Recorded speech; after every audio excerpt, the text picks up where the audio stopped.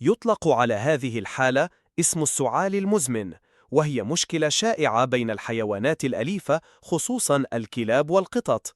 تعود جذور الاسم إلى السلوك الواضح للحيوان الذي يسعى لفترات طويلة دون تحسن.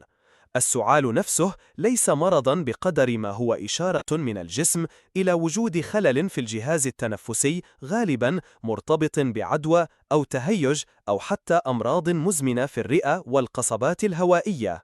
تخيل حيوانك الأليف وهو يكافح ليأخذ أنفاسه الطبيعية.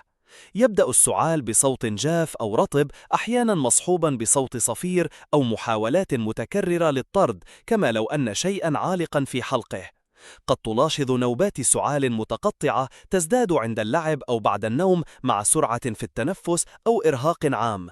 الرئة والقصبات الهوائية هما العضوان الرئيسيان المتأثران، وقد تلاحظ أحيانا إفرازات أنفية أو قيئا خفيفا بعد السعال الشديد. تبدأ رحلة المرض عندما تتعرض القصبات الهوائية لمهيجات أو عوامل معدية مثل الفيروسات مثل كاناين ديستمبر فيروس أو البكتيريا مثل بورديتيلا برونكوسيبتيكا. تدخل هذه الكائنات إلى مجرى التنفس، تلتصق بالغشاء المخاطي وتسبب التهابا، مما يؤدي إلى تضييق الممرات الهوائية وزيادة إفراز المخاط. هذا الالتهاب المزمن يجعل المستقبلات العصبية في جدار القصبات أكثر حساسية، فتثار نوبات السعال بسهولة حتى مع التنفس العادي. وفي الحالات المتقدمة قد تتأثر أنسجة الرئة نفسها، مما يقلل من كفاءتها في تبادل الأكسجين. يبدأ التشخيص بالفحص السريري، حيث يستمع الطبيب البيطري إلى أصوات الرئة ويقيم نمط السعال.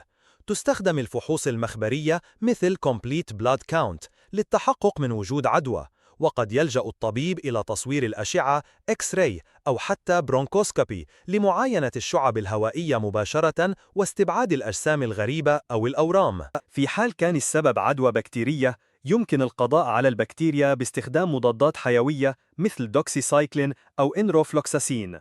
أما الفيروسات فلا يمكن قتلها مباشرة، لكن يركز العلاج على دعم الجهاز المناعي وتقليل الأعراض. يستخدم أحياناً نيبيولايزيشن لتقليل تهيج القصبات، إضافة إلى موسعات الشعب مثل الثيوفيلين. في حالات الحساسية قد تستخدم أدوية مضادة للالتهاب مثل بريدنيزولون. الوقاية تبدأ من تقليل تعرض الحيوان لمصادر العدوى، لذلك يوصى بالالتزام بالتحصينات الدورية مثل لقاح بورديتيلا للكلاب وتجنب البيئات المزدحمة أو سيئة التهوية. كما ينصح بالفحص الدوري للحيوانات الأكبر سناً لرصد أي تغييرات مبكراً.